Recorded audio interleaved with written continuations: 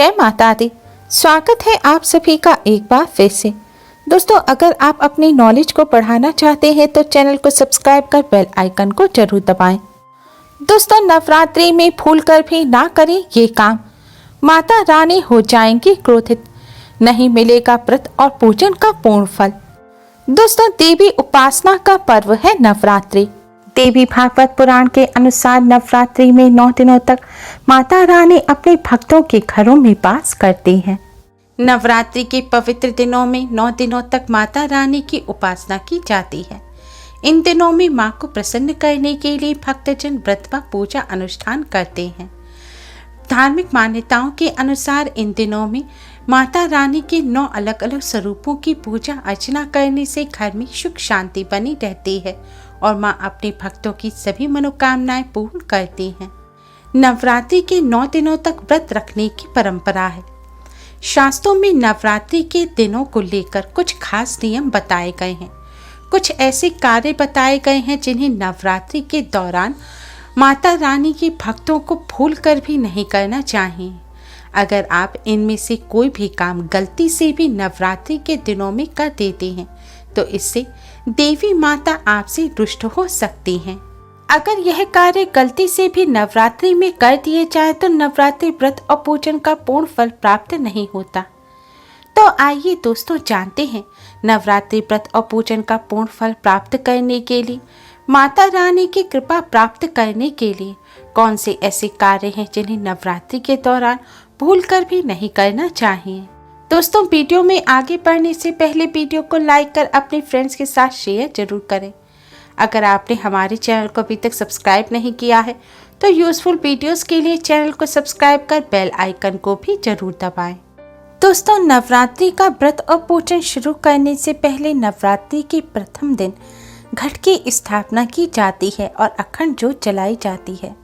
अगर आपने भी अपने घर में घट की स्थापना की है तो इस बात का विशेष रूप से ध्यान रखें कि नवरात्रि के दौरान आप अपने घर को खाली छोड़कर ना जाएं, यानी कि परिवार का कोई ना कोई सदस्य घर में अवश्य ही रहना चाहिए। घट स्थापना के बाद अगर आप घर को खाली छोड़कर जाते हैं तो इससे आपको नवरात्रि व्रत और पूजन का पूर्ण फल प्राप्त नहीं होगा, इसलिए इस बात का विशेष ध्यान रखें। नवरात्रि के प्रथम दिन अखंड ज्योत भी जलाई जाती है। अगर आपने भी अखंड ज्योत जलाई है तो ध्यान रखें अखंड ज्योत पूरे 9 दिन तक जलती रहनी चाहिए। गलती से भी अखंड ज्योत बुझनी नहीं चाहिए, वरना आपको दोष लगेगा और व्रत पूजन का पूर्ण फल प्राप्त नहीं होगा और माता रानी भी क्रोधित हो जाती हैं।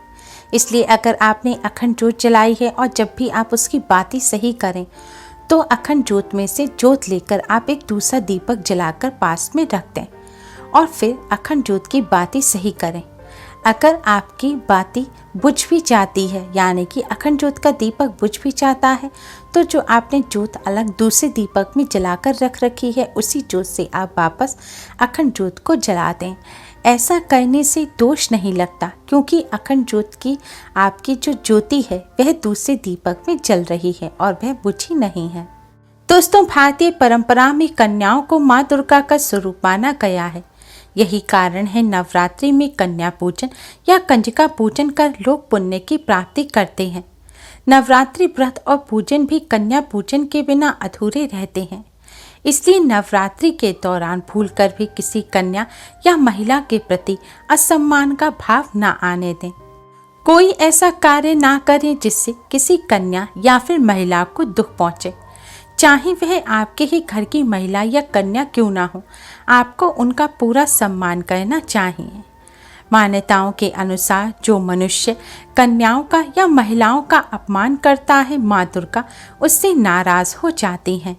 इसलिए माता रानी की कृपा प्राप्त करने के लिए इस बात का विशेष ध्यान रखें। दोस्तों, नवरात्रि के दिनों में काम भावना पर नियंत्रण रखना अति आवश्यक है। इन दिनों में महिलाओं और पुरुष दोनों को ही ब्रह्मचर्य का पालन करना चाहिए। माँ की पूजा अर्चना साफ मन से करने से ही माँ प्रसन्न होती हैं, इसलिए इन दिनों शारीरिक संबंध नहीं बनाने चाहिए। दोस्तों, नवरात्रि के पावन दिनों में सात्विकता का विशेष ध्यान रखना चाहिए। आहार, व्यवहार और विचार में आपकी सात्विकता होना जरूरी है, तभी नवरात्रि के व्रत का पूरा लाभ मिलता है। आप इन दिनों प्याज, लहसुन, मांस, मदिरा इत्यादि का सेवन भूलकर भी ना करें। नवरात्रि के 9 दिनों तक पूर्ण सात्विक आहार लेना चाहिए। माना जाता है नवरात्रि में व्रत करने वालों को 9 दिनों तक अपना समय फिजूल की बातों में ना लगाकर धार्मिक ग्रंथों का अध्ययन करना चाहिए। इन दिनों अधिक से अधिक माता रानी का ध्यान करें और दुर्गा सप्तशती या दुर्गा चालीसा का पाठ करना चाहिए। ऐसा करने से माता रानी अति शीघ्र ही प्रसन्न हो जाती हैं, क्योंकि यह 9 दिन माता रानी धरती पर अपने भक्तों के घरों में वास करती हैं। और अगर इन 9 दिनों में आप फिजूल की बातों में अपना समय व्यतीत कर देंगे तो इससे आपको माता रानी की कृपा प्राप्त नहीं होगी। इसलिए इन 9 दिनों का पूरा लाभ उठाएं और माता रानी की कृपा प्राप्त करने के लिए अधिक से अधिक माता रानी का पूजन करें। नवरात्रि के 9 दिनों में भूलकर भी लड़ाई, झगड़ा, क्रोध इत्यादि नहीं करना चाहिए, क्योंकि माता रानी को क्रोध बिल्कुल पसंद नहीं है। शास्त्रों में बताया गया है कि जिस जगह, जिस घर में लड़ाई झगड़ा होता है वहाँ माँ लक्ष्मी कभी नहीं ठहरती। ऐसे घर में गरीबी और दरिद्रता का वास होता है। नवरात्रि के दिनों में जो व्यक्ति लड़ाई झगड़े करते हैं, क्रोध करते हैं या व्रतधारी की आत्मा को दुख पहुंचाते हैं, माता रानी उससे रुष्ट हो जाती हैं। देवी भागवत पुराण में यहाँ तक कहा गया है कि नवरात्रि के व्रत रखने वाले व्यक्ति अगर नवरात्रि के दौरान किसी को गाली गलौज देते हैं या किसी जीव की हिंसा करते हैं या किसी को भी दुख पहुँचाते हैं तो उन्हें अपने व्रत और पूजन का फल प्राप्त नहीं होता और माता रानी भी नाराज हो जाते हैं। इसलिए इस बात का विशेष ध्यान रखें। आपसे कोई सामने से भी कुछ उल्टा सीधा पहले से बोले तो आप 2 बातें सुन लीजिए, लेकिन लौटकर किसी को जवाब ना दें। नवरात्रि के दिनों में अपने मन को शांत रखें। किसी के लिए अपने मन में बुरे विचार ना आने दें। किसी का बुरा ना सोचें, किसी को दुख ना पहुंचाएं। नवरात्रि के दिनों में माता रानी के सभी भक्तों को, चाहे उन्होंने व्रत रखा है या नहीं भी रखा, बाल नहीं काटने चाहिए। पुरुषों को दाढ़ी मूछ भी नहीं बनानी चाहिए और नाखून भी नहीं काटने चाहिए।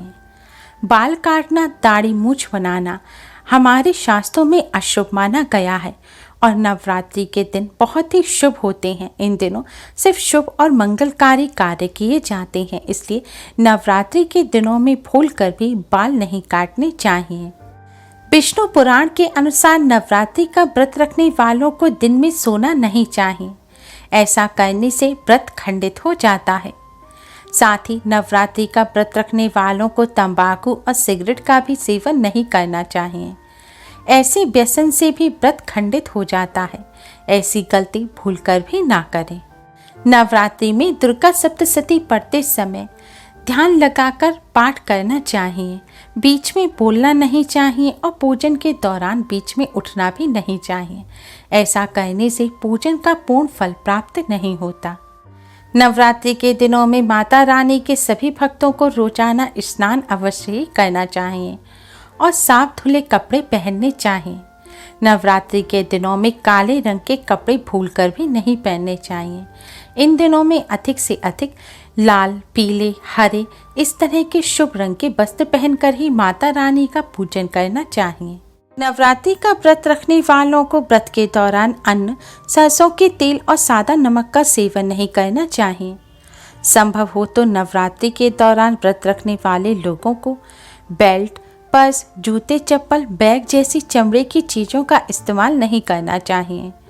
अगर आपको करना पड़ता है तो आप इस बात का ध्यान रखें कि आप अगर माता रानी के मंदिर में माता रानी का दर्शन करने जाएं तो प्रवेश से पहले ही इन चीज़ों को बाहर निकाल कर रख दें। पूजन के दौरान इन चीज़ों का भूल कर भी इस्तेमाल ना करें, वरना आपको माता रानी के क्रोध का सामना करना पड़ सकता है। जिन महिलाओं ने नवरात्रि के 9 दिनों का व्रत रखने का संकल्प लेकर पहला व्रत रख लिया है तो उन्हें पीरियड आने के बाद भी नवरात्रि के सारे व्रत रखने चाहिए। व्रत को बीच में नहीं छोड़ना चाहिए। लेकिन इस बात का ध्यान रखें कि पीरियड के दौरान आप माता रानी का स्पर्श ना करें, पूजन की सामग्री का स्पर्श ना करें, मंदिर ना जाएं। आप मानसिक पूजन करें, यानी कि माता रानी के मंत्र का मन ही मन जाप करें, या फिर आप माता रानी की चालीसा का पाठ करना चाहते हैं तो मोबाइल वगैरह में आप चालीसा खोलकर उसका पाठ कर सकते हैं। घर के कोई और सदस्य दुर्गा सप्तशती का पाठ कर रहे हैं तो आप वह पाठ को सुन सकते हैं, लेकिन खुद दुर्गा सप्तशती का स्पर्श ना करें। नवरात्रि के दौरान साफ सफाई का विशेष ध्यान रखें। आपके घर माता रानी की प्रतिमा है तो रोजाना उन्हें स्नान कराकर स्वच्छ वस्त्र पहनाएं। अगर तस्वीर है तो साफ कपड़े से पोंछें। मंदिर और मंदिर के आसपास साफ सफाई बनाकर रखें। दोस्तों, नवरात्रि में माता रानी की कृपा प्राप्त करने के लिए और व्रत और पूजन का पूर्ण फल प्राप्त करने के लिए भूलकर भी यह गलतियां ना करें। Please like, share and subscribe. Thanks for watching. Radhe Radhe. जय माता दी।